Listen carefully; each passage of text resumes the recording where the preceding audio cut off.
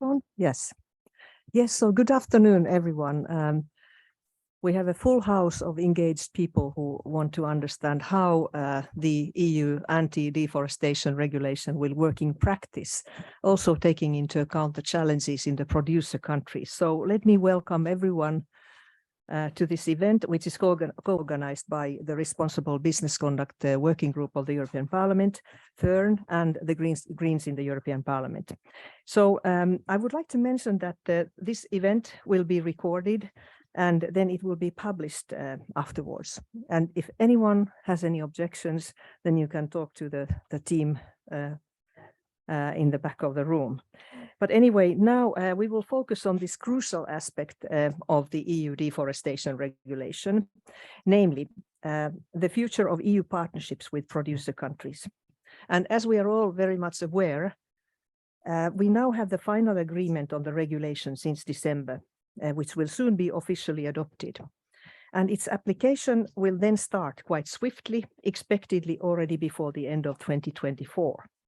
I'm very happy to be able to witness this outcome of a process that was initiated years ago during the previous term. I should perhaps mention that one of the starting points was my report in the Development Committee of the European Parliament, which was an own initiative report. So it was, at that time, there was no Commission proposal yet on these things. And the title was Sustainable Use of Renewable Natural Resources. And I remember very well that the Commissioner welcomed the outcome and said that this could be a good tool for him to proceed with things that were not on the agenda yet. So now we refer to this particular topic, the EU Deforestation Regulation, because it contains a specific crucial reference which mandates the Commission to produce a strategic framework for partnerships in order to accompany the obligations to companies which are contained in the regulation. So we know that for us to solve these systemic issues, it is not sufficient to clean the European value chains and our conscience as consumers, but we need to accompany this work with working in partnership with the producer countries to tackle the root causes of deforestation and forest and ecosystem degradation. So this is a deeply developmental issue. So with some countries that the EU has a voluntary partnership agreement in place, and with those countries that have reached the licensing phase, we hopefully soon have more countries alongside Indonesia. This will be a significant asset in fulfilling the legality aspect of compliance when it comes to timber specifically. However, this regulation now covers a multitude of commodities and importantly also concerns the requirement of sustainability of production. Also, this regulation applies to all producer countries, many of which do not have a framework in place as of now.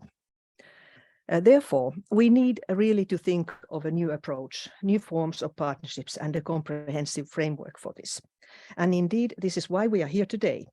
We need to have a discussion with representatives of and from producer countries, how these partnerships could look like and what different needs, aspirations and forms they could or should take. After our panel, we will have the Commission represented by Deputy Director General Marietta Jäger of DG INTPA, and she will then shed light on how the Commission currently envisions this strategic framework. But without further ado, before proceeding to the panel, I would like to invite Inra van Gisbergen from Fern to present the discussion paper. The title is An EU Strategic Framework for Working with Countries to Achieve Deforestation-Free Production. Please, Inra, you have the floor.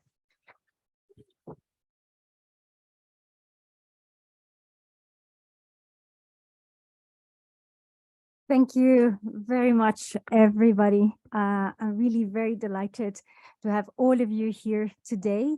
We're here in this room. It was a very popular event. Lots of people registered, and so we have many colleagues that will follow us online.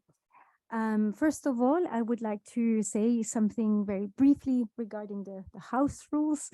I'm very sorry, I don't have my glasses, so I cannot fully read it all.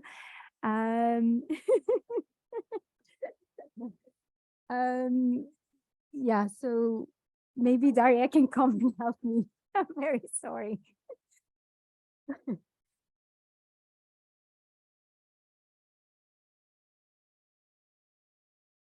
this is well improvised. So we will kindly ask you to raise the questions using the QR code over there. It's amenti.com. We will have people online, so great that everyone has a chance to raise those questions. And so the organization team will pre-select those questions and share it with our dear moderator. Then this event is going to be recorded. It will be shared on our website. You can see the link over there, fern.org/partnership event. It will also be available on our YouTube channel. There is going to be interpretation from French into English later, because we have a speaker, Bakary, is speaking in French, and so we will help him with interpretation. For those of you who do not speak French, we have headsets at the back. And for those of you who are joining us online, please click on the globe and select the language. And for the Wi-Fi access, here's the password, or you also have some, QR codes around the room. Thank you. Thank you so much, Daria.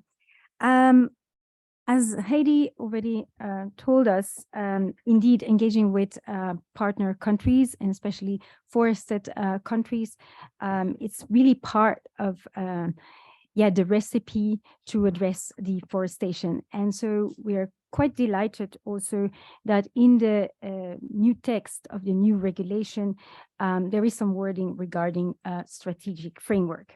Some of you may have seen, but Fern published a discussion paper that came out in January this year, where we present how a new strategic framework could look like and what the options could be for an effective partnership.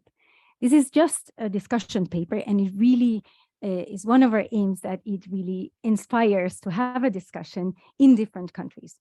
So many of you may have read it already, but I will quickly flip through it to you, and I hope that it will be a source of inspiration for the discussion.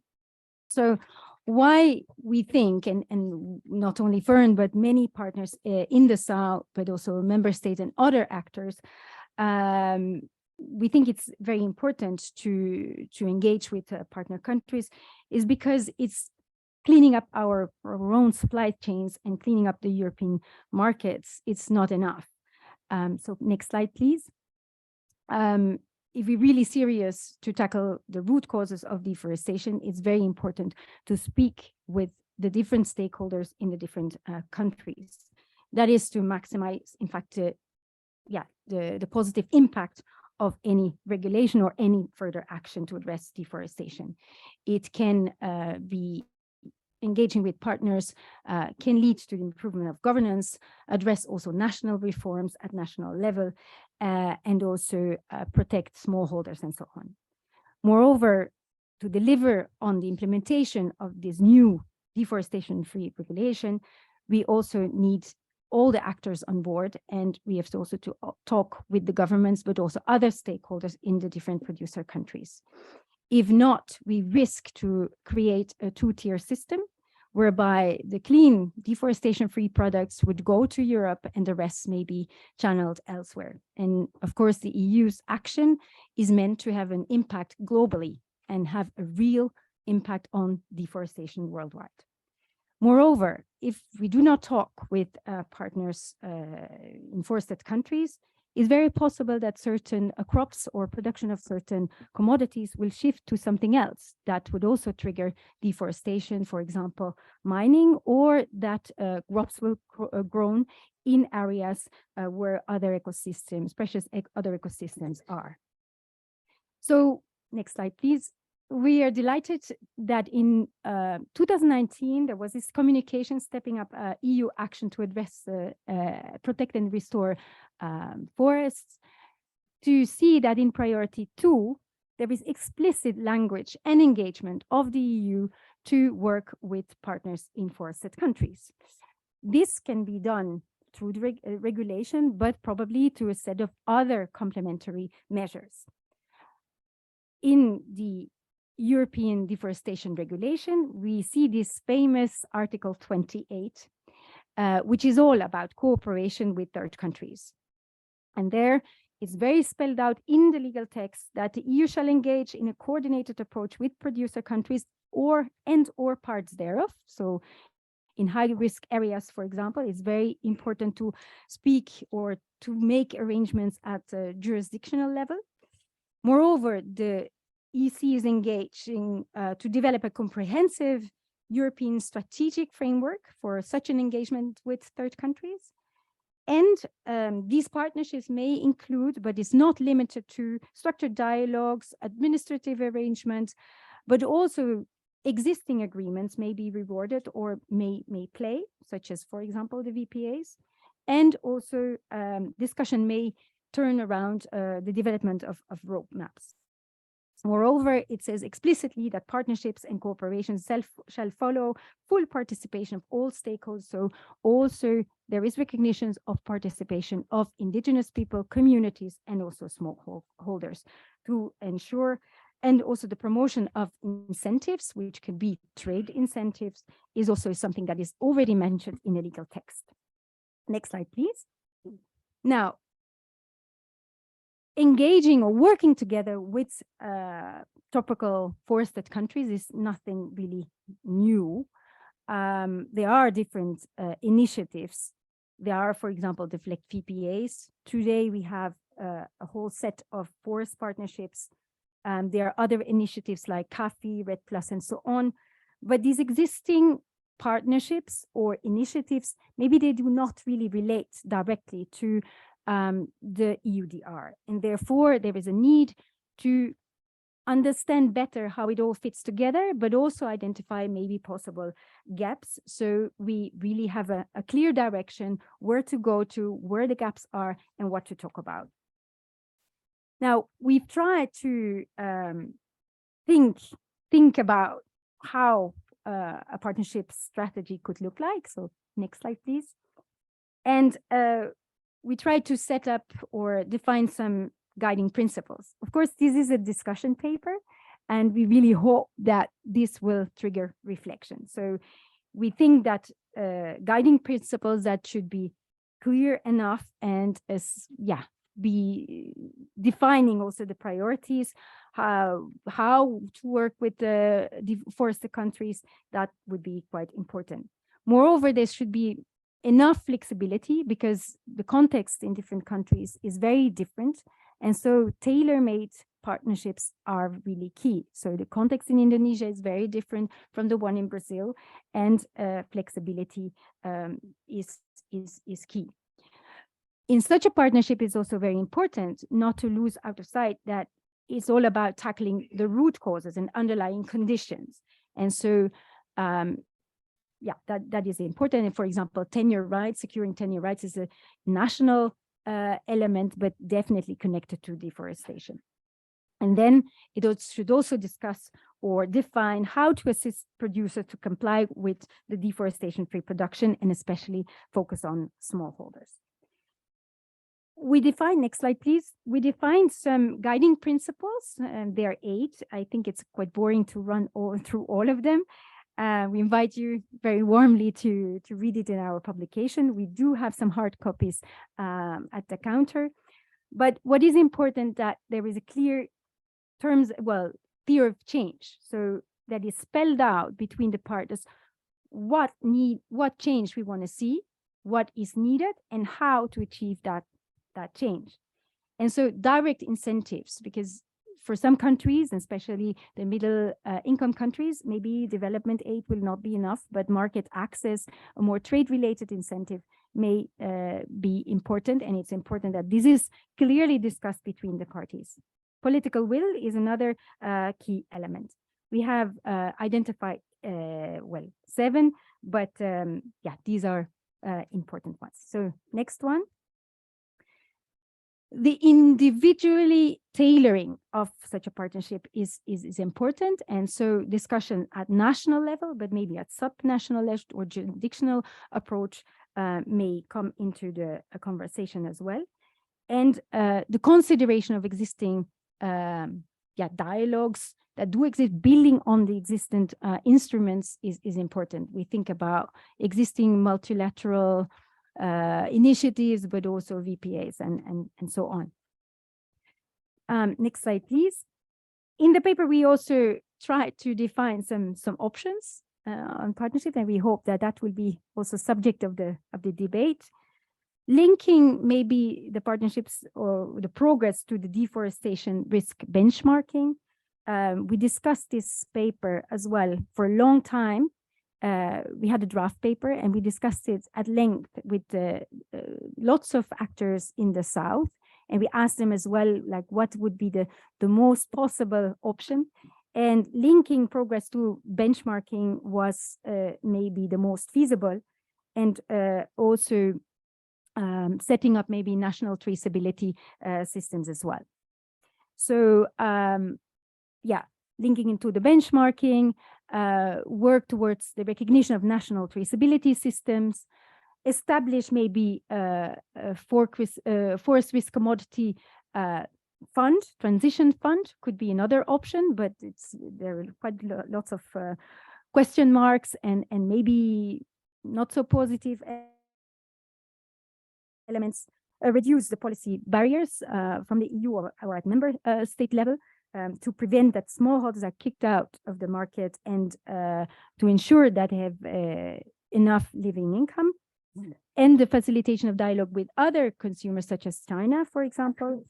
That were some of the options. The others were less popular, notably introduce variable commodity tariffs or temporary import barriers. That was definitely not the most popular element. I would like to zoom in a little bit on the two options that in this next slide, two options that maybe are the most feasible. And one concerns the linking it to the deforestation risk benchmarking. So as you know, in the EUDR, I think there is a problem with the sound. I think the sound is gone. Yeah, no, yeah, okay. So as you know, in the new regulation, there is this Article 27 that can categorize a country or parts thereof as a low risk country, as a standard or high risk. And so if you make progress, if you, for example, in a high risk category and you make efforts to move to a low risk country, low risk category, then you could be rewarded, and that could have an impact to the market access, for example. That was seen as a quite feasible thing or idea to explore. Moreover, if that is the next slide, moreover, to develop national traceability systems, for example, for per commodity, and really, if a country makes efforts to set up, for example, a traceability system for cocoa or timber and so on, and really delivers on that, that could be an element to really see as there is a lower risk and move to the low risk category. For each of these options, we identify some positive elements and some negatives. So we hope that in the coming weeks, months, years, the different options will be on the table, and maybe different options will be chosen by one country, and we will have a whole different recipe in another country. So I would leave it like this. We hope that the people that are part of the panel had the chance to have a look at the paper, and we really look forward to a fruitful discussion. Thank you.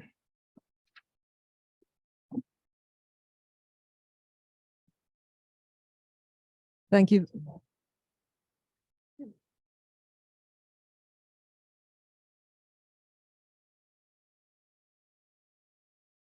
Do you hear me? You do. Thanks. Thanks very much, Indra. I understood that there are some hard copies, some paper copies. So perhaps somebody can bring me one, and perhaps to the panelists as well, because if you don't, do you have it? Yeah, thank you. Yeah. Good. Yes. So we have three speakers here live, and then we have two more online. I would like each of you to speak for about 7-8 minutes. I try to wave my hand when I think we are coming towards 7 and 8 minutes. And it's my pleasure first to invite head of the Brazilian mission to the EU, Mr. Pedro Miguel da Costa e Silva, to take the floor. So how does this all feel like, and what's the Brazilian view to these partnerships and the EU Deforestation Regulation? Thank you very much, and good afternoon, everybody. Thank you very much, Fern and the other partners, for inviting me to participate in this important and timely seminar. It is a pleasure to be here in the company of the other members of the panel and all the participants in this event. Brazil, of course, shares the concerns of the EU with regards to deforestation. We need to combat illegal deforestation, to protect the Amazon and other biomes, and to protect indigenous populations and other communities that depend on the preservation of the biomes. We are of the view, however, that the EU deforestation law is not the appropriate way to tackle deforestation. Brazil, individually and with other producing countries, has repeatedly and exhaustively conveyed its views to the European institutions on the unilateral, punitive, and discriminatory character of the legislation. These aspects remain of grave concern to us. But today, I will try to focus on a few other specific aspects of the legislation. Firstly, the legislation contains no incentives for reforestation or for the recovery of degraded land. The concept of zero deforestation adopted by the legislation, which ignores national definitions of legal and illegal deforestation, undermines efforts to engage farmers in sustainable forest management practices. In operational terms, the legislation is extremely burdensome. It imposes very specific criteria that are not widely applied in today's value chains and would require segregated supply chains for Europe to avoid the mixing of products that might not comply with the EU requirements, even if they are produced in full compliance with Brazilian legislation. European economic operators themselves fear its disruptive effect on businesses. And of course, it is not reasonable to expect that producers are going to dismantle their entire productive chains only to comply with the European market and disregard other customers. Having stated our concerns, let me assure you that Brazil is always ready for dialogue, cooperation, and partnerships. That is certainly the best way forward. While we do not agree with the instrument chosen by the EU, we hope that the European authorities in charge of implementing the legislation will be more open from now on to receive our contributions and talk to us, to the Brazilian government, to the private sector, and to other Brazilian interested parties. Any partnership between the EU and producer countries focused on the sustainability of supply chains must be built on existing practices and initiatives. And I want to clarify that I read with a lot of interest the report by Fern. It must also take into consideration that producers, especially smallholders, will not necessarily be able to comply 100% with the legislation in 18 months. And a reasonable implementation of the deforestation regulation will depend on a long and constant process of improvement of what was designed unilaterally. Cooperation needs to focus less on implementation of the EU legislation per se than on what we have in common as a final objective, which is to promote sustainable forest management and agricultural practices. This requires respecting our choices as countries and societies in terms of ways and policies to combat deforestation. It means increasing positive actions in terms of financing, transfer of technology, and cooperation for sustainable development. And it also means avoiding a selective and reductionist reading of the international commitments we agreed to in terms of forests, climate change, and biodiversity. We need to avoid trade diversion and trade disruption. We need to make sure that legitimate producers, especially small ones, will not be shut out of the market. That will in no way help the objectives of diminishing deforestation, and it will not contribute to combating poverty and inequality, which are also root causes for the environmental challenges that we need to face. I'm concluding. I want to assure you that Brazil is fully committed to the fight against deforestation. The increase in the rate of deforestation verified in the last few years is regrettable and needs to be reversed. Since the beginning of this year, the Brazilian government has made it very clear that combating deforestation and protecting indigenous populations and other vulnerable communities is one of its key priorities. And it has taken immediate actions in terms of monitoring and law enforcement. The government has also reactivated the Amazon Fund, increased the budget for the Ministry of the Environment and Climate Change in nearly 20%, and is taking decisive action in support of indigenous populations and their lands. And President Lula himself has set a target of eliminating deforestation in the Amazon by 2030.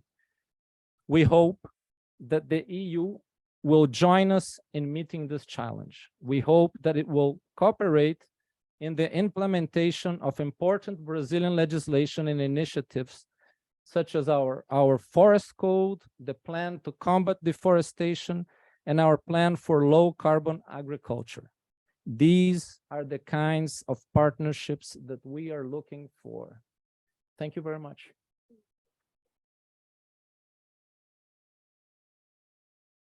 Yeah, thank you, Ambassador. I think it's excellent to hear the concerns and also what it takes from the EU to help Brazil to adapt, and also the good news from the new government and so on. So I'm happy to invite the Charge d'Affaires at the Embassy of Colombia to the Kingdom of Belgium, Grand Duchy of Luxembourg, Mission to the European Union and NATO, Mrs. Camila Polo Flores, to take the floor. So the floor is yours.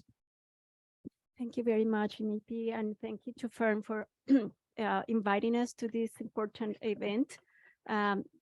Important because we think dialogue is an essential component of a solid and a strong, long-lasting partnership. And we feel, maybe like Ambassador Brazil was saying, that dialogue is something that was missing since the conception and discussion of this legislation.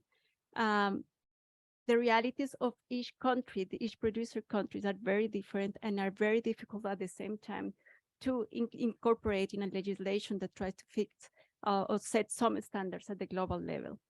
Colombia, close to 52% of our country's continental and insular territories are covered by natural forests. So it's normal that we are extremely committed to protect our forests, and of course to incentivize means and involving communities to protect, also in compliance with our international commitments in regards to climate change and biodiversity. We are therefore conscious on what is at stake, and it's something that we are sharing with the EU and with other producing countries. But what is causing deforestation in Colombia? Land seizure, bad practices of extensive cattle ranching, illicit crops, unplanned infrastructure, illegal mining, illegal logging, and the expansion of the agricultural frontier in unpermitted areas. Why is this important? because the product targeted by the new regulation on deforestation are not, in the case of Colombia, drivers for deforestation. However, its producers, thousands of families in the case of coffee or cocoa, that will carry with the cost of implementing these measures adopted by the European Union. And I think the Ambassador of Brazil has clearly said in a very unilateral manner.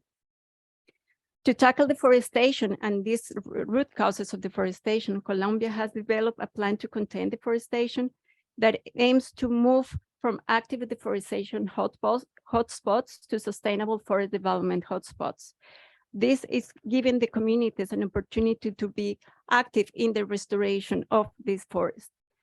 We need for that to articulate national and international efforts while agreeing and invest in guiding investment to develop a forest development model. We are committed to allocate about 70% of the carbon tax to address hotspots of deforestation through the National Environmental Fund. We are putting resources for this.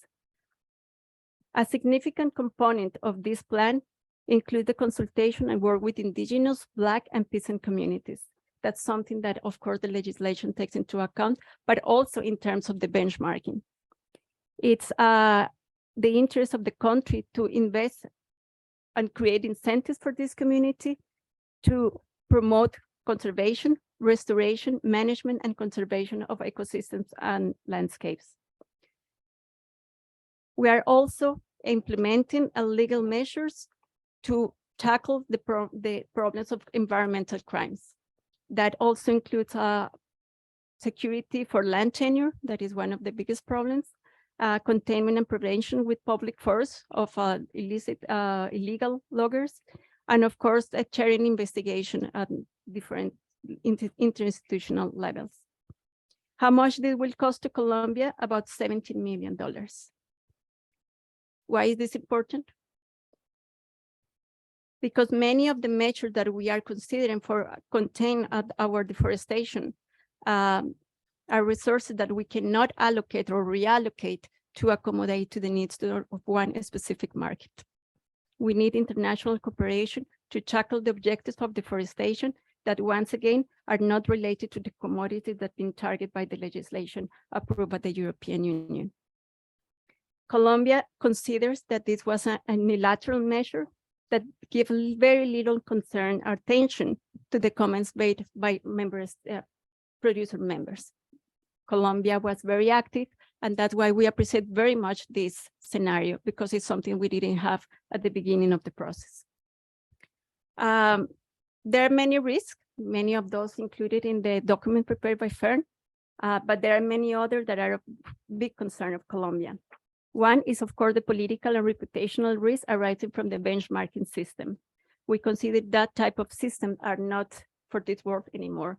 That creates barriers, that creates lack of trust. And when we are talking of partnerships, we need to really overcome that and engage in a different type of dialogue. One of the bigger risks is the diversion of resources and efforts to combat deforestation, bearing in mind the root causes of deforestation in the case of Colombia that are not associated with the illicit and legal production of the products like coffee, cacao, palm oil, etc. If we have to establish a traceability system, such as the one we feel is imposed by this legislation, we think this is not a contribution, it's not a priority for Colombia, because we cannot establish a costly system to be paid by producers, again, thousands of families, to just meet the needs of one specific market. We are concerned that as other countries are also considering similar measures, we will have segment production models in order to meet the requirements of each market. That's not helpful. And when we think of who is producing these products, we're really affecting the viability of these activities. And in the case of Colombia, creating actually reasons to move into illicit activities. So we have to have a clear picture of what is at stake at each country. And I think the idea of tailored partnerships is very important, but it's challenging when we understand how the cooperation and the system from the European Union is built. and is delivered. We think we are partners of the European Union. We have different mechanisms of dialogue. We have a structured dialogue on environment. Environment is one of the most important components of our multi-annual indicative program. We are concerned that with the aim to comply with the traceability system and its costs, we are deviating resources of that. Partnership implies dialogue and understanding what are the priorities of each party. In the case of Colombia, priorities are on tackling deforestation and giving a sustainable future for our farmers, indigenous communities, and Afro-Colombian communities. We need a genuine space for dialogue. We need concrete support so the productive sectors can comply, if they wish so, with the traceability imposed by the European Union. And also new resources that can be financial, if it's directed for the private sector, or with transfer of technology, or the development of our own technology. In all this, we cannot lose track that in Colombia, the goal is to tackle deforestation and the illicit causes. So we cannot deviate and we cannot create segment or preferences when we address or we tackle with the same instruments. We are concerned about what are the financial resources available to countries like Colombia. We see and understand to some extent the importance of participation of the private sector in the case of the European Union, but sometimes that's more difficult to deliver at the country and when we are addressing something so specific like this legislation. We expect that all what we have in terms of dialogue and communication, also including our trade agreement, is considered not only when the benchmarking, but when we develop a strategic partnership. It's important to allocate resources and also to ensure that that fair prices are recognized, especially for the weaker elements of the value chain. This means the producers. With this, I want to thank you. We are ready to engage in more discussions, in more scenarios, not only to complain about the legislation, but on the way forward. Thank you.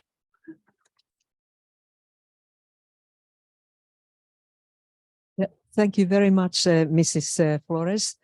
I think it's excellent that you point out to this rather painful observation that these accompanying and supporting measures have not been there from the outset of the creation of this legislation. I think this is something that is one of the reasons why perhaps the main reason why we are here today, to see the way forward. So I'm happy to invite now Mrs. Adriana Ramos, who is Brazilian as well, to take the floor, and she represents the Instituto Socioambiental, ISA. So Socio-Environmental Institute, was that correct? So please, Adriana. Hello. Hello, can you hear me? Yes, good afternoon. Thank you very much for the invitation and the opportunity to be here. I think that for us, from Brazilian civil society, it's a very special moment to have the opportunity to discuss this legislation. And although I recognize the limitations of the process of discussions, I think that it comes into a moment in which Brazil is much more prepared to deal with it. And so we feel it as a window of opportunity that the implementation of the regulation is have this coincidence with the new government commitments to zero deforestation in 2030. And although I understand the issues regarding the legality or illegality, we are all trying to take carbon from the atmosphere, which does not make any difference on whether it came legally or illegally. So I think that considering that in Brazil, more than 95% of deforestation is illegal, we have to go a little bit further. And I think that this is a very good coincidence because Brazil has already launched its new plan to combat deforestation for all biomes and beyond specific products. So our policy is going further than what the regulation is seeking for. And the plans set a very comprehensive agenda to tackle deforestation. We hope that soon we will see the Cerrado biome also included in the regulation, since what we have seen in the recent years is that there is already a leakage from deforestation from the Amazon to the Cerrado, especially because of soy production. We are sure that the enforcement will now demand a lot of support, and that's the opportunity of the framework for partnerships, especially after the huge dismantling of governance and policies we had in the former government. In fact, if we think about the example we had, for example, with the Amazon Fund, that was an instrument that survived to a government that didn't want to deal with tackling deforestation, it's important that this framework of partnership can strengthen the policies so that they can also survive to different approaches and do not depend on the interest and the engagement of the private sector by themselves. So I think that the partnership agreement for Brazil should be discussed under this perspective of strengthening the implementation of this new plan of deforestation. And I think that there are two main tools in our policy that are really important and could benefit from this partnership. One of them was already mentioned by the ambassador, which is the plan on low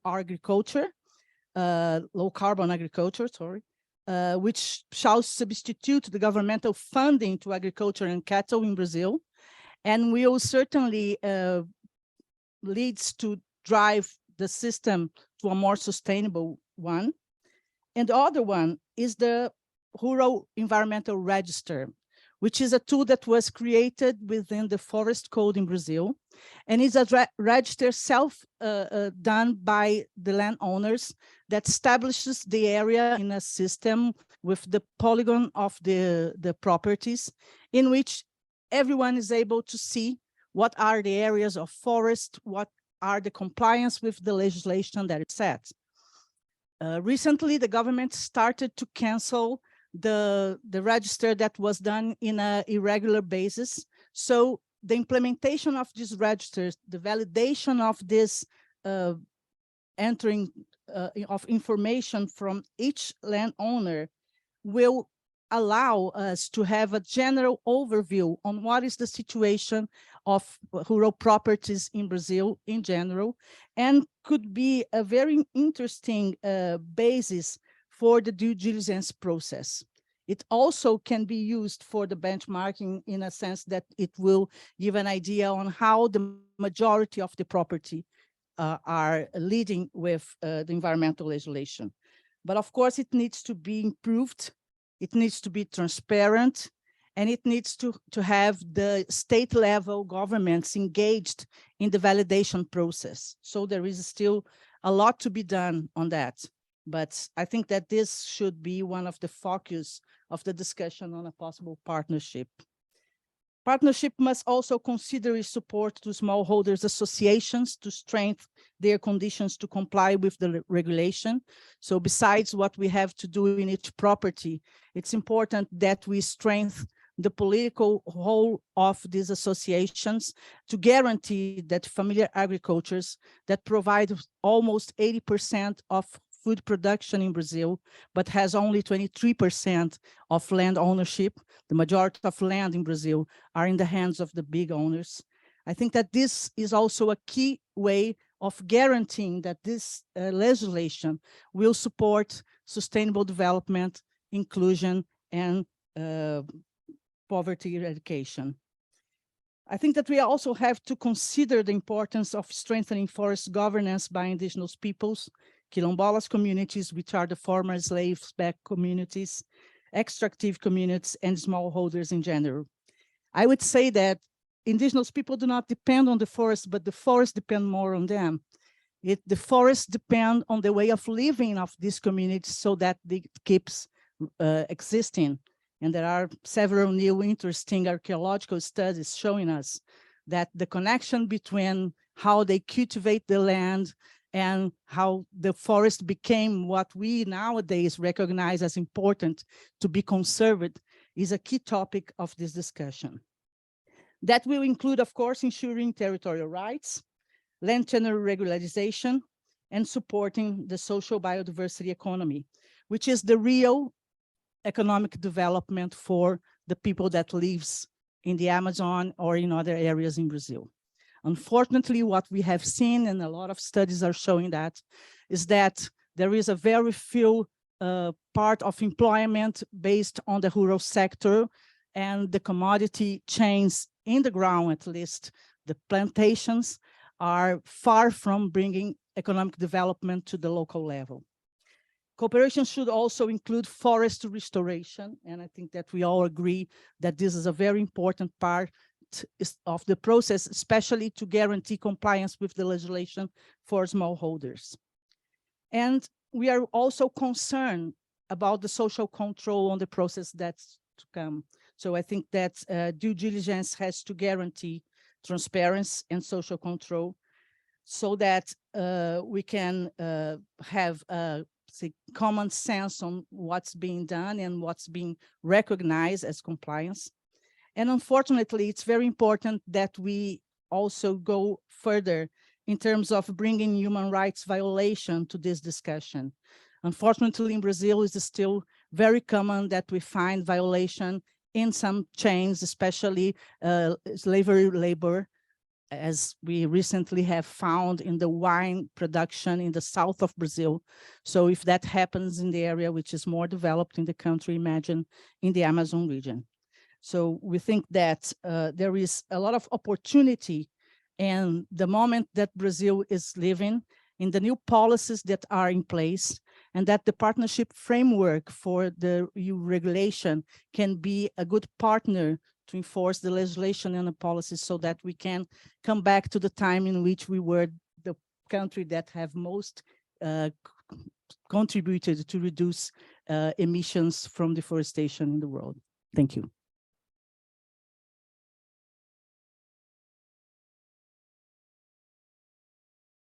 Thank you very much, Mrs. Ramos.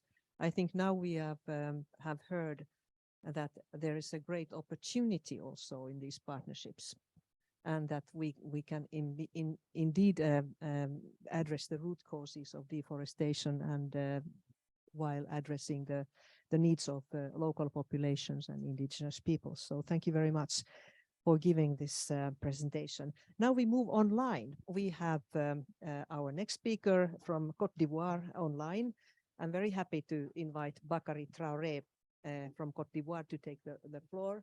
I hope he's available. I will just explain his role briefly. So he's the Executive Director of EUDR, Association d'initiative pour le développement communautaire et la conservation de la forêt. So community development and forest protection initiatives. I'm very eager to hear how, Bakary, you see the partnerships in the view to the EU Deforestation Regulation. So can somebody bring Bakary Traoré to us now? Yeah, I'm here. Est-ce qu'on m'entend? Bonjour, on vous entend. Parfait. Merci beaucoup. Je suis désolé pour l'assistance, je vais m'exprimer en français. Je vais parler lentement de sorte à faciliter la traduction. Je voulais vraiment remercier les organisateurs de ce webinaire. C'est un sujet très important, très intéressant. Comment on va pouvoir accompagner, l'UE va pouvoir accompagner. Un petit instant. OK.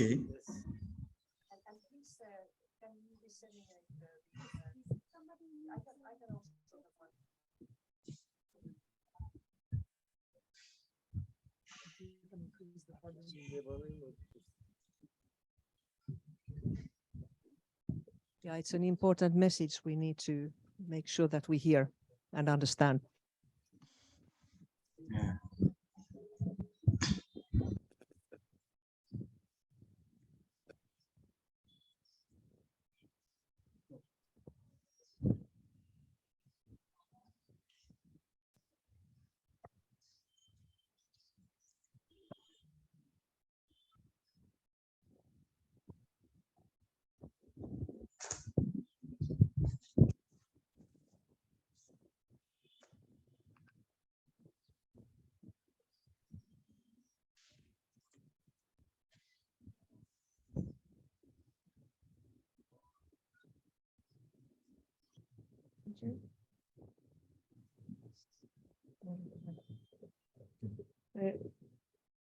On fait,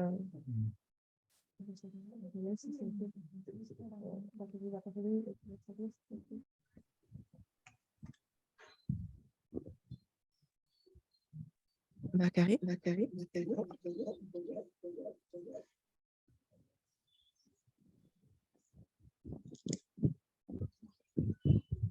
Oui, je suis là. Hein. Si vous êtes prêts, je commence.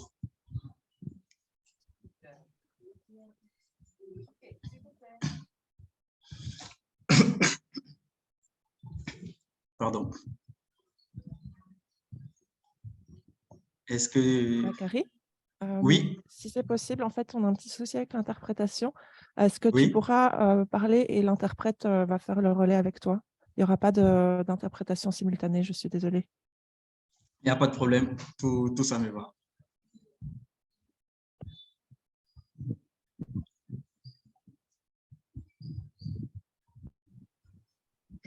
C'est bon? Oui.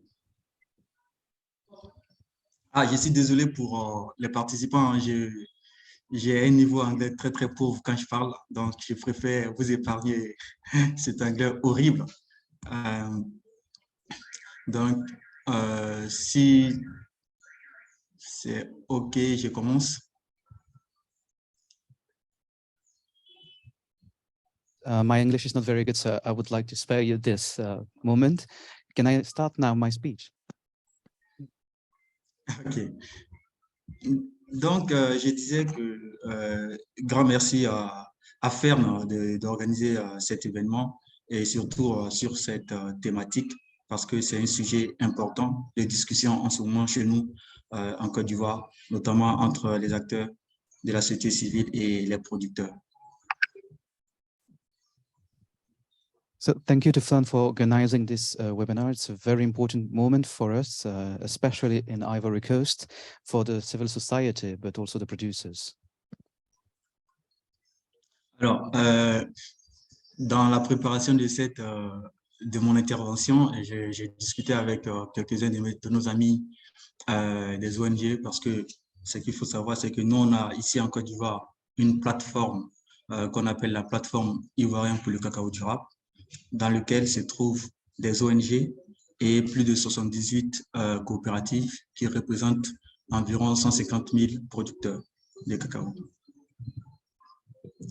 So while preparing for this meeting, I discussed a lot with the NGOs here because we have in Ivory Coast a platform called the Sustainable Cocoa Platform that is composed of NGOs, but also 78 cooperatives and represents 150,000 producers. Donc, sur la question des partenariats, la question revient toujours. C'est vrai que c'est prévu qu'il y aura un partenariat, mais comment ça va se faire concrètement?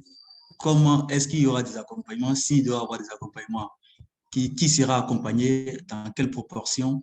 Quelle sera la nature des accompagnements? Ça, c'est des questions qu'on se pose quand on se retrouve avec les producteurs ou entre nous en tant qu'ONG quand on discute. So there's this question of partnership. We know that there will be a partnership, but how will it be implemented? Well, will there be some support for the partners? Who will be supported and what kind of support? These are the questions we are asking when we discuss with the producers. Donc, en général, les points qui ressortent, ce sont ces points-là que je vais partager avec vous. Je ne vais pas faire des listes de il faut. Je vais juste vous partager les idées autour desquelles on discute et puis mettre ça aussi à la discussion pour que collectivement, on puisse commencer à réfléchir dans le sens de vraiment matérialiser cette idée de partenariat avec les pays. So I will discuss some key points that are important for this partnership. I will not give you the we must do this or do that. That's not the point. I just want to lay down some ideas for discussion and start discussing how we will implement these partnerships. Le premier point, il est sur l'article 10 du règlement, le point sur la mitigation des risques. On a été très content de voir cet article 10 dans le règlement.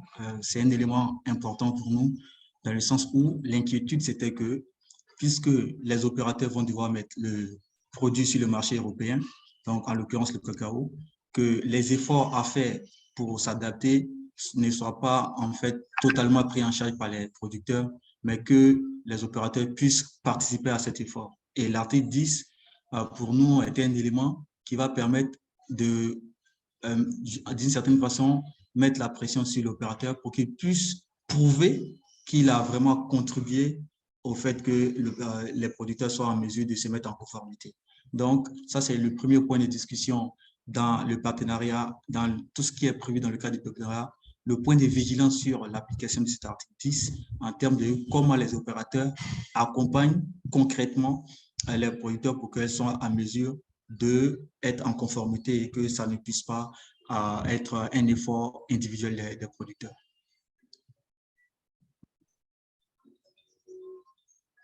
So what was very interesting is the Article 10 of the regulation about risk mitigation. We are very happy to see it in the regulation because it is very important to us, since operators will have to put producers on the EU market. In this case, we're talking about cocoa.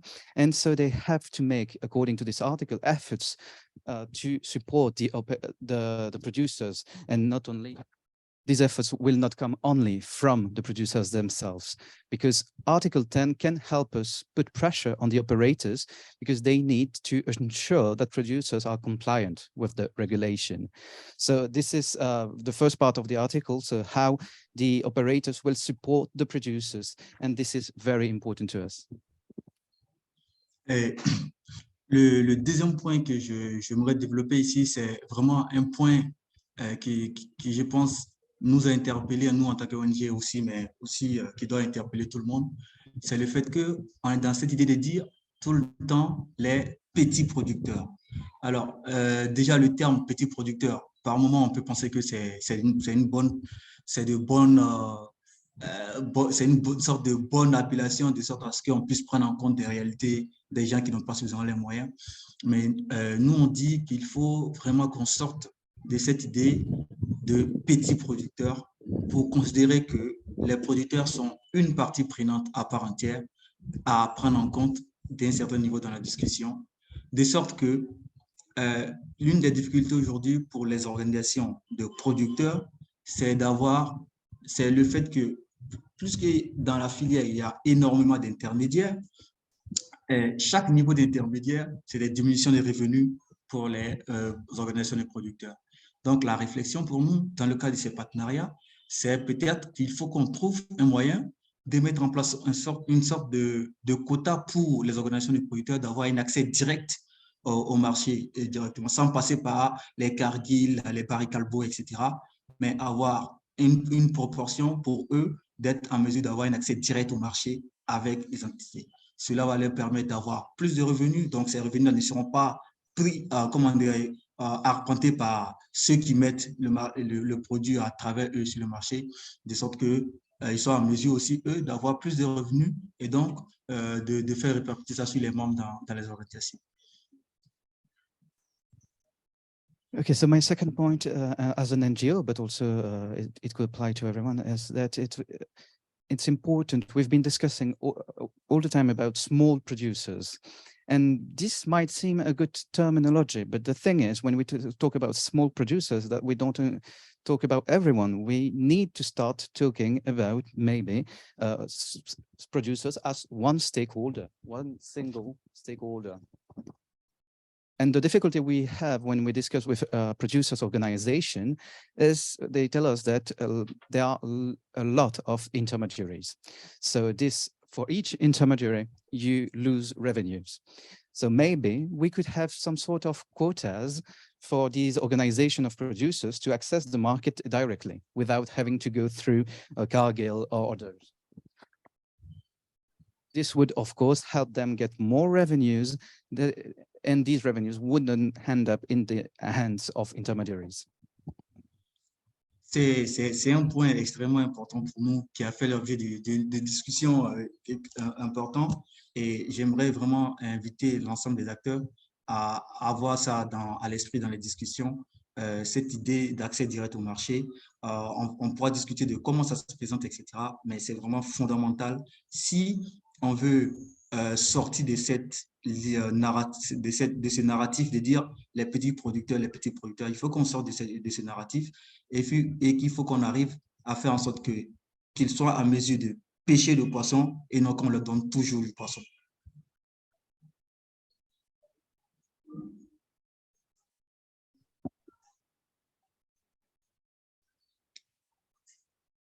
So I think it's very important that we start discussing this aspect of things, because all stakeholders should start thinking about the access to market. Because it's very important that we stop with this way of thinking about small producers. It's no longer time to give them food. We need to help them produce their own food. Et le dernier point sur lequel j'aimerais insister, c'est vraiment le point en lien avec l'article 28, la mise en place des cadres de travail. Et ça fait un écho avec le point que j'ai développé tout à l'heure. Il faut que, dans le cadre de l'article 28, mise en place du cadre de travail qui est prévu, etc., il faut que les producteurs soient non pas appelés encore les petits producteurs, il faut faire pour eux. Non, il faut qu'on arrive à les considérer comme une partie prenante. Et donc, que dans le cadre de ces échanges, le cadre de travail à mettre en place, qu'il y ait une place pour ces parties prenantes dans la discussion.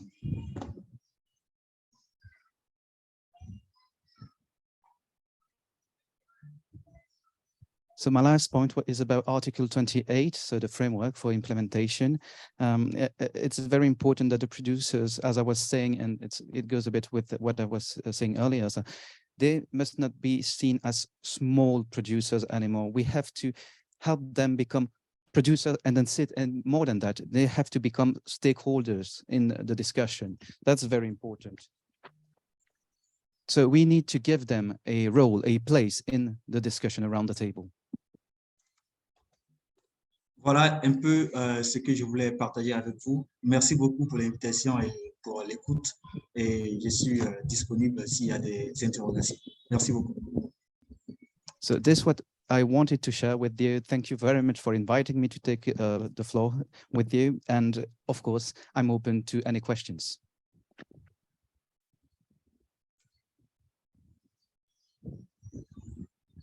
Merci beaucoup. On a bien entendu que vous avez parlé du besoin de définir les petits producteurs comme une force pour produire pour eux-mêmes. Et aussi, article 28, le cadre pour l'implémentation, comment le cadre pourrait vous aider dans ce travail. Est-ce que vous pouvez rester avec nous ici en ligne? Bakary? Absolument, je suis là. Bon, très bien. Okay, so it was hard work to get the message through, but I think it came through. Then we have one more speaker in this panel, and that's Sebastian Lesch from the German BMZ, Bundesministerium für Zusammenarbeit. Is that right? And I'm very happy, Sebastian, that you agreed to speak.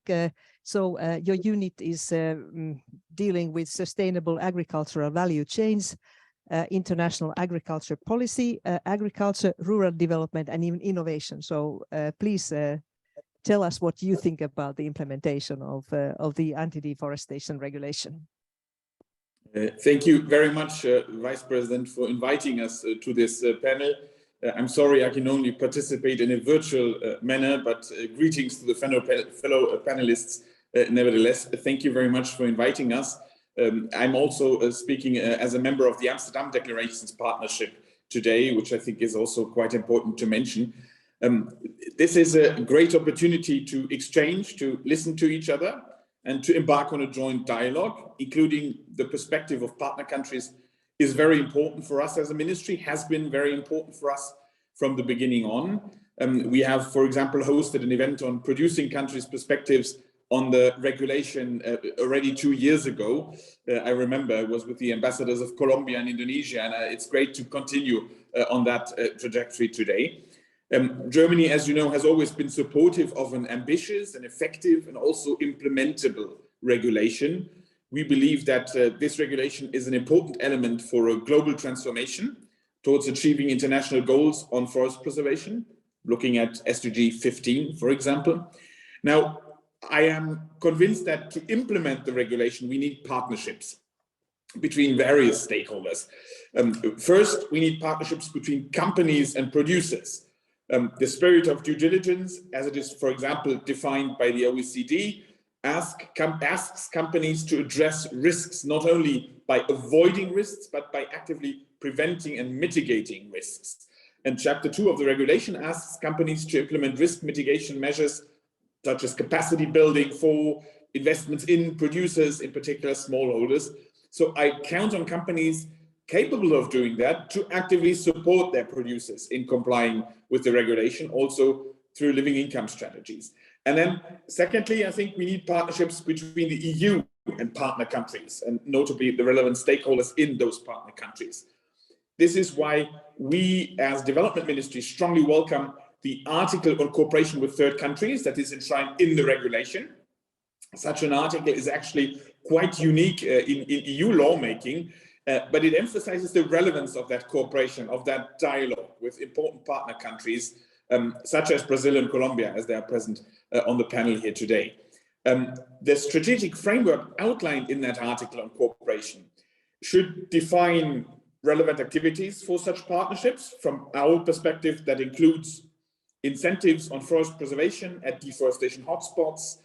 It includes support for smallholders with compliance. It includes fostering the land and tenure rights of indigenous peoples, of local communities. And an important activity for cooperation will be traceability.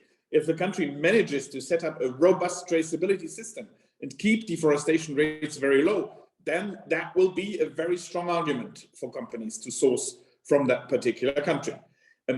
As it is stated in the regulations article on cooperation with third countries, all partnerships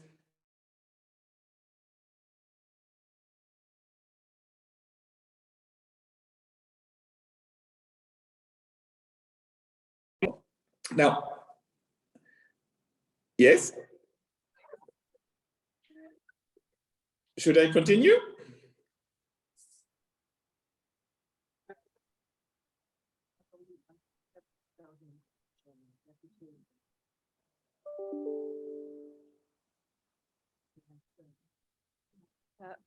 Sebastian, are you there? Yes, I'm there. Should I continue? Yes. Was interrupted because of the technical failure. So could you go just a little bit back? You started about we got the message on the traceability, and then what? I see. Very good.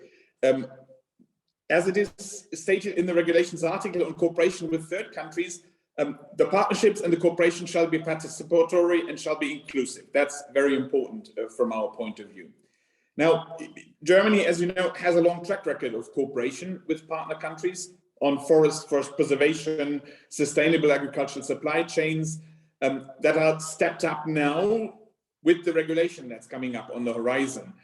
For example, we support Brazil, Colombia, Ecuador, Indonesia, Ethiopia, Cote d'Ivoire with reducing deforestation driven by palm oil, by rubber, by cocoa, beef, soy, and others, while at the same time fostering livelihoods and people's rights. We have also initiated jointly with DG INPA a new program that's in short called SAFE, that stands for Sustainable Agriculture for Forest Ecosystems, which will support Brazil, Ecuador, Zambia, and Indonesia in the implementing of the regulation in particular. We have our global program that's called Agri-Chains that will launch a new initiative that's called Fit for Fair in Colombia and Ethiopia that will convene national stakeholder dialogues to discuss the implementation of due diligence legislation. Also the EU Deforestation Regulation with regards to the national legal frameworks and context in a very participatory manner. We support OECD and FAO with the development of a handbook on deforestation, forest degradation, and due diligence in supply chains. that is meant to guide companies, both in face of the regulation and on other markets. And then finally, the latest in the planning, DG INPA in several member states, and so far that includes Belgium, Denmark, France, the Netherlands, and Germany, are in the process of initiating a new Team Europe initiative on deforestation-free supply chains to step up that support. It will support partner countries with implementing the regulation to preserve forests and include smallholders. And I would specifically like to thank DG INPA there for stepping up activities towards this TI. I think it's very important. I'm looking forward to the launch, hopefully this summer. So I understand preserving forests is a global task. We are trying to do our share in that. I thank you, the other panelists in particular, for sharing your concerns and your thoughts. I think that the discussion we're having here today was never more urgent than now. We're having multiple current crises. So thank you very much for the opportunity. I'm looking forward to the discussion. Back to Brussels. Yeah.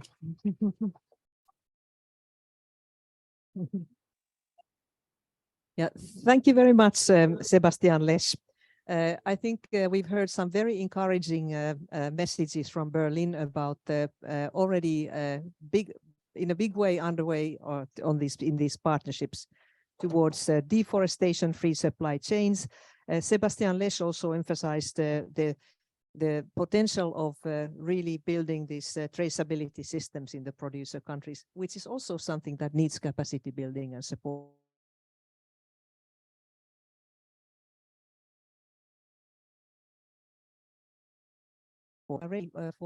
Indra, you want to guide me a bit? Yes, there are questions. Yeah. So let me check what we have. We have 4 questions here, and I'm addressing basically, let's say that if 1 or 2 of you could pick the questions, I think I should perhaps read them all together. So please. The first question is how to engage with partner countries on the issue of indigenous people's rights, which are protected under the regulation. How do we increase access to justice and consult the indigenous defenders? So I guess this is in the situation of wrongdoing, right? Wrongs must be made right. Second question, what sort of incentive or concrete support are you expecting to put in place by the EU? Sure, this is goes to Brazil, Colombia, and Côte d'Ivoire for sure. Third question, Brazil and Colombia, could you take the EU anti-deforestation regulation rather as an incentive to improve the current systems and requirements, regardless of less stringent rules in other markets? It would set better global standards. That was the view from the third question. And fourth, what financial assistance will producers receive to meet the requirements of this regulation? Okay, so perhaps shall we start from the panelists in the speaking order? So perhaps Mr. Da Costa e Silva. Can you pick 1 or 2 of these questions? Well, thank you very much, and thank you for the questions. I think that I would answer the ones about the incentives. I think that I tried to address them in my presentation. That I think what we want, apart from more dialogue and cooperation, working together with the EU authorities, that would be very helpful in the implementation of the deforestation regulation. If we're going to talk about partnerships, I think we need to talk about financing, transfer of technology, trilateral cooperation. There are several avenues that we can go down to work together. Of course, there's one here that I think is addressed to the EU, which is financial assistance. And on the issue of indigenous the indigenous rights and the issue of the defenders, we have ongoing dialogue with the EU. In the case of Brazil, human rights dialogue, and we are always open to discuss all these issues permanently with all the interested parties here in the EU. And I can't avoid saying that there was one asking us, or at least Brazil, if we can't look at the deforestation regulation as an incentive. the way it was defined by the EU makes it very difficult to be an incentive. We believe that an incentive needs to be something positive, and here it's a legislation of a punitive nature, so it's very difficult to look at it that way. Thank you. Adriana, perhaps can you give your perspective to the Brazilian situation in the light of some of these questions? Yeah, well, as I said, I think that if we take into account the policy that Brazil is putting in place, it goes beyond what the regulation stands. So that's why I think that the majority of the partnership should be built on supporting these policies. And these policies would already, I would say, have an overview on the recognition of indigenous peoples, quilombolas communities' rights, because the plan against deforestation has the destination of land for protected areas and the recognition of constitutional rights as one of its parts. But I also think that we will have to go a little bit further on establishing bringing human rights issue to this. And that's why we as civil society are proposing that we can build an observatory on human rights, a way to bring information about how that goes on in each country to this discussion, because that would be a way of putting these things together. Unfortunately, what we have seen in Brazil is that this private sector that must be engaged and in this regulation is also the private sector that in Congress, in court, and in the ground threats rights and of indigenous peoples and communities. So I really think this is one of the biggest gaps and problems that we will have in the implementation. Perhaps with the permission of the ambassador, Adriana, how do you see this regulation, which was described unilateral, punitive, and discriminatory? How do you see this? Well, I agree that the process that it was built, we can say that it was unilateral. And I think that even it goes against other initiatives and cooperation that we already had, you know. So, but I think that it's that thing that we say that we can take the lemon and make the lemonade. So I think that once it's there, and once Brazil has already committed to go against deforestation, we have to try to build something positive on that, you know. But that's why I think that the partnership should be discussed to enforce the legislation, to strengthen the policies, and not looking to specific chains and for the private sector, you know. What I think is that we have been talking about that for decades in Brazil. We have been expecting that the private sector goes on track considering deforestation. We even had the policy before. So I think that if they didn't do that until now, you know, it's time for them to feel a little bit strong, the strong hand of consumers on that also. Thank you.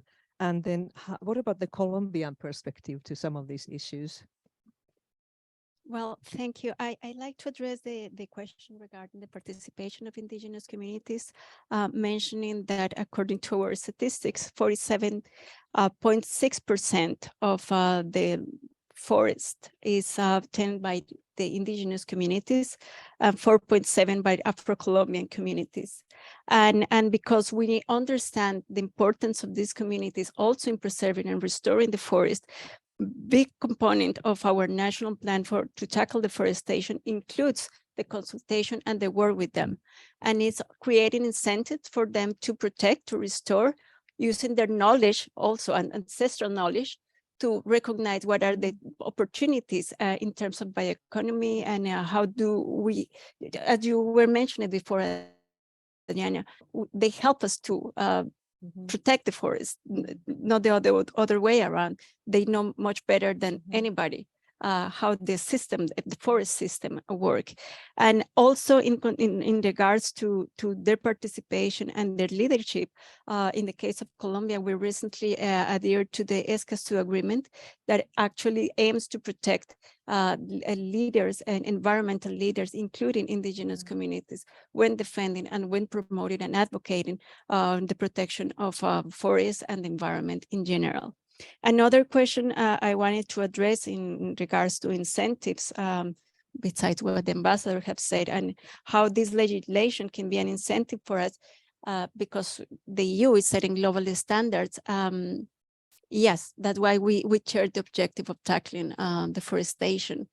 But I would say the other way around, in particular because Colombia and Brazil share the Amazon, how we are setting the standards and how we protect the forest. It's us who may have the voice here, and about how is that we have to tackle the illegal logging and other activities that are affecting our forests, and how we receive the incentives to continue that way, also creating opportunities for our communities. Thank you. Thank you. I actually believe that this perspective of the traditional skills and knowledge of indigenous people should now get a real uplifting in these times.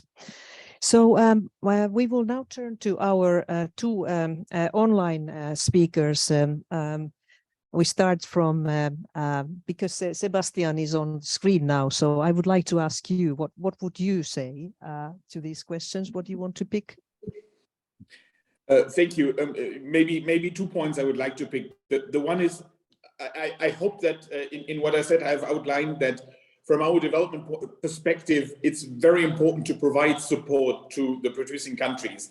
And that is support politically on a governmental level, but that's also support to producers, to smallholders, to indigenous peoples. We are really, I think, stepping that up, because we know that a regulation on the EU side means we need to engage in those partnerships. So that message is well heard, and I hope that we can progress on that point politically with the governments. I'm hearing a lot of openness on that point. And then the second one, there was the question of whether this could be an incentive for other markets. Of course, that is part of the idea, right? The European Union is not doing this for itself, but it's in the hopes, of course, to have a global contribution to deforestation. So if this regulation is contributing to setting a good standard against deforestation, then that, of course, would be my wish. I'll give it back to you. Thank you. Yeah, thank you very much. Let me point out here that yesterday I participated in a debate about how to eradicate forced labor and slavery from the supply chains. And friends from the Global South, from Bangladesh to Colombia to DRC, they all said that there is already a spillover effect. And they said it's a positive spillover effect from the EU, let's say this new generation of legislation, from corporate sustainability, due diligence to deforestation. So I think we have to understand that perhaps we are in the process of making a global standard. So let's see. Moi, je voudrais demander notre participant de Côte d'Ivoire, est-ce que vous voulez adresser quelques de ces questions? Oui, en fait, il y a... Merci beaucoup. Est-ce que le traducteur, il est là? Je suis tellement désolé. OK, le traducteur, il est là, et donc il pourra faire la traduction. Donc, sur l'autre question par rapport au soutien, bien évidemment, personne ne va dire qu'il ne faut pas soutenir les producteurs. Il faut soutenir les producteurs. Mais on a noté que la Commission avait expliqué que l'UE n'avait pas mettre de nouveaux budgets, de nouveau argent en fait sur la table pour accompagner la mise en œuvre de cette réglementation. Ça veut dire qu'on va faire des réorientations d'enveloppes budgétaires pour accompagner, etc. Ça veut dire que ça va être pris sur d'autres choses qui sont déjà prévues. pour venir dans ça. Donc, on va déshabiller Paul quelque part pour venir habiller Pierre. Est-ce que ça montre un niveau d'ambition de l'UE par rapport à cette réglementation? Ça, c'est un premier point qu'on soulève. Et le deuxième point qu'on soulève, c'est vraiment sur l'accompagnement. On reste toujours sur la logique de dire il faut qu'on apprenne aux producteurs à être des pêcheurs, à pouvoir pêcher eux-mêmes le poisson. Et pas qu'on leur donne tout le temps du poisson, parce qu'on a le sentiment que ça nous laisse dans cette situation. En fait, tout est fait pour que cette situation puisse perdurer, de sorte que les producteurs soient toujours en situation de demande d'appui. C'est pour cela qu'on demande le point sur l'accès direct au marché. Les intermédiaires prennent énormément de valeur sur la filière. Il faut que cette valeur-là, en ayant une sorte de seuil d'accès au marché direct, les gens puissent avoir cette partie du revenu pour pouvoir se prendre en charge et répondre à des défis spécifiques. On ne pourra pas toujours aller demander de l'argent à l'UE pour les défis spécifiques. Voilà un peu. Désolé, interprète, je suis désolé. So yeah, on the question about support, of course we need support for the producers, but the Commission has said that they will not give additional funding to that. So we will just be reusing money from other fundings. So this means that this will come from someone else. We will be undressing someone to give the clothes to someone else. That's basically what they're doing. So that was my first point. The second is about the support. Well, as I said earlier, we need to teach people how to become fishermen, fisher folks, rather than to keep giving them fish. That's not the point. Because what we are doing right now is that we just let them keep asking forever for help, which is not what we are supposed to do. And on that item, I would come back on the intermediaries. They keep taking more and more of the value chain. So really, we need a quota threshold to really give access to the market, to the producers. Thank you. Merci. Now I think we have come to the point where we can invite Marietta Jäger, Deputy Director General of DG INPA from the European Commission, to give us her presentation, and then we will conclude. Thank you, Heidi. Where shall I sit there? Thank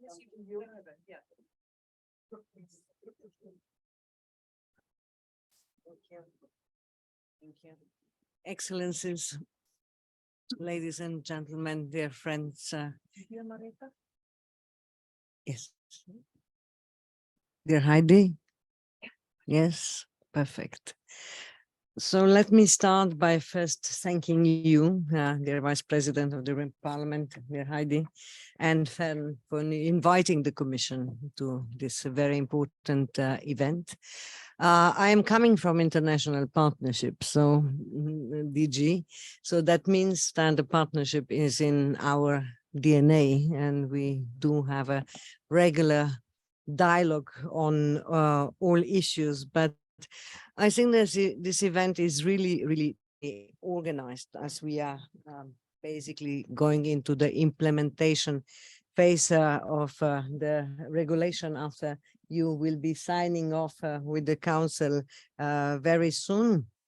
And of course, the Commission welcomes the provisional political agreement reached in December that, of course, puts the standards on the free deforestation.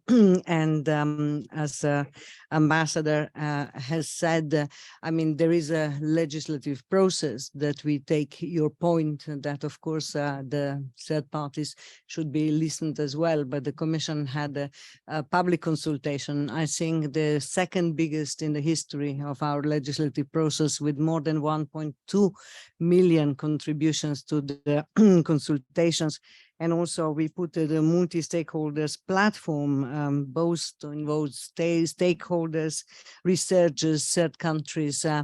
And it's also very important to note that it's very difficult to discuss the regulation before it is adopted, and in order to see how this will all work out. And we all trust in the wisdom of our co-legislators of the Council and the Parliament after the Commission is making a proposal. But as someone said, lemonade is there, and I believe that we need to ensure the very good implementation. I do believe that we need to work together in partnerships. I do believe that we need to step up the engagements, and clearly all that is on the agenda of the European Commission. Unfortunately, my German friend there already told you everything we are preparing to do so, but I would say that not only the Commission departments in Brussels, but also our delegations in the partner countries, we are all going to step up the engagements with all stakeholders, partners, and not only structural dialogue, but also to do the deep analysis, the deep dive on the possible consequences, who will be affected. We really need a good understanding how this will work. But you all know that we have been working on the forest protection for decades with our partner countries, especially in DG INTPA. And for example, I can give you the FLECT voluntary partnership agreements. And someone mentioned, of course, the licensing for timber on Indonesia, but now we have many others in the pipeline. But we've been tracing not only like for the forced labor, also I would say the standards with these voluntary agreements for improving the forest governance, and also the policy reforms, also rights for indigenous people. And let me mention Guyana or Honduras, the agreement that I had the pleasure to sign. And also what is very important for us, women's empowerment. I mean, that is one part that I was missing in today's discussion. And also, I need to mention the forest partnerships that our president, Ursula von der Leyen, signed at the COP26 with the 5 countries, with Congo, Guyana, Mongolia, Uganda, and Zambia. And of course, all that will help us to understand better how we can use the experiences and synergies that we have gained through this process, also for the implementation of the regulation. And many of you mentioned, of course, the financial needs, and we are fully aware of the financial needs. We do have the MFF, we are in the middle of the financial perspective, but also, I see that the fruits of the past EU financial support can be built upon. For example, I can tell you that from the previous financial perspective, so meaning between 2014 to 2020, from the international partnership, let's say, budget, we put 650 million allocated for the forests protection. And now in this MFF, we will put around 1 billion. And of course, we have a lot of projects, not only in the area of forestry, but also agriculture value chains, where, you know, we can definitely find the synergies that will help to implement the regulation. So yes, there are a lot of projects, like mentioned before, for example, SAFE, that we created and designed also in the view of the deforestation. And the number was not mentioned. I can share with you, it's around 40 million. And clearly this will be oriented now, to the implementation of the regulation. And I do believe that with our German partners, we can start discussing also putting more partner countries on the list of recipients.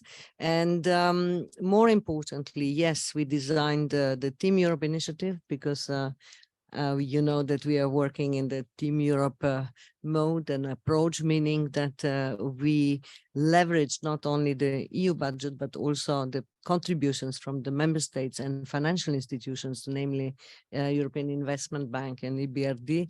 And we put that together in order to have a better effect. And I believe that with more member states participating in our Team Europe initiative on deforestation, we may also not only attract better resources for the purpose, but also bring member states and the embassies on board to explain the regulation, to find a way how to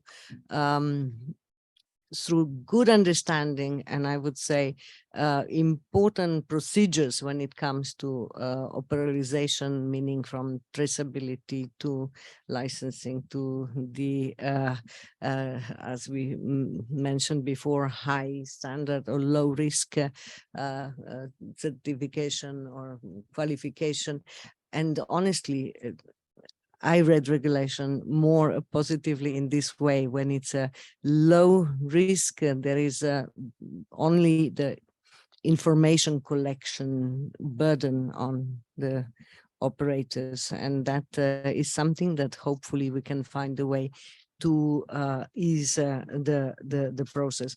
So looking forward, as I said, from our side, we will be stepping up the engagement with all partner countries. We will also support the stakeholders with all the tools that we have in our toolbox, not only the policy dialogue, but also really I would say more meetings, explanations, structural dialogue of so that everyone understands the expectation. And then I would say the multi-stakeholder dialogue will be vital. That means that we will engage with civil society, indigenous people, local communities, and fully recognize the gender issues, notably the role of women. And also we will intensify the work with the SMEs and also the small holders and small farmers. But we have a lot of experience there as well. I think that our colleague from Côte d'Ivoire mentioned our Cocoa Talk. That was a very successful initiative that we started in 22. And basically from Cocoa Talk, we now put the huge platform with the 25 members and really they are driving the roadmap for the sustainable cocoa sector. And then I would end with saying that by facilitating the implementation will require being innovative and looking at the new means to maximize our effectiveness and our impact. And here I am really looking forward for a close collaboration partnership with all of you. And once we have a terms of reference for Team Europe initiative put together, we will also share that with you. And of course, the cooperation with the partner countries for us is essential. So hopefully this legislative process and I mean the problems you have seen in this regard will be forgotten for the objective of the regulation. Europe has been a leader when it comes to the green agenda. And I hope that by this standard setting, we will also bring the deforestation to the end, and together with the global supply chain that we will work for the people and planet. And I'm looking forward to have a comprehensive strategic framework discussions with all of you. Thank you very much.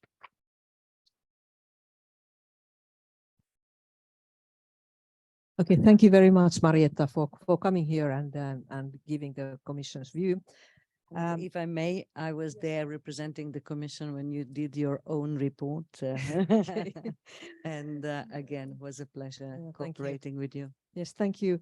So we have come to the end of this, let's say, first dialogue that Fern and some of us have wanted to bring. And I think we have to understand that the lead time in this anti-deforestation regulation, 18 months, is very short, in fact, to change practices on the ground. So I think we have to be very determined on designing these partnerships that will help the producer countries. And Marietta mentioned, I believe that these cocoa talks that the EU Commission has hosted together with Côte d'Ivoire, Ghana, and I think Cameroon is the latest, is actually a good way, a good example. It would not serve all purposes, but I have understood that the experiences have been so positive that now there is a discussion that perhaps it could be a model for other commodities. And now, of course, the deforestation regulation has a variety of other commodities from coffee and so on. So we might want to see if there's a potential on this one to serve as one way of promoting the partnerships. And I don't know if the Commission and when it was formed in 2019, it was really understood that we are now moving to a real partnership. So DG INPA changed its name. It was different before. So now we are all expecting that this will become a reality in your work. And luckily we have energetic efforts from some member states. We heard from Sebastian Lesch from Germany about this new Team Europe initiative on deforestation-free supply chains. And it's true that Germany has been one of the front-running member states to sort of really see these things from the development perspective for quite many years already. So I think we can count on a number of member states already joining this group. So I believe that we have also heard some very interesting perspectives from Colombia, for instance. It was mentioned that there are a lot of illegal environmental crime related issues that affect forests and cause deforestation and are applied to the people living in the forests and on forests. So I think we should also take into account the need to support all efforts to eradicate the illegal logging, illegal mining, all these activities. And it's not an easy task, but there are very good organizations working on this, and I think the EU should give them more a hand and support. So I think this debate will go on. This dialogue will hopefully go on, and we can all see if the strategic framework that Fern has created could also be a guidance on the way. So thank you for coming here. We're very pleased as organizers that we managed to bring so many different stakeholders here, including many of the embassies from the countries that produce important commodities for European consumers. So let us make this a cooperative project instead of punitive and unilateral. If it was unilateral at the outset, this is the time to make it cooperation and partnership. So thank you very much.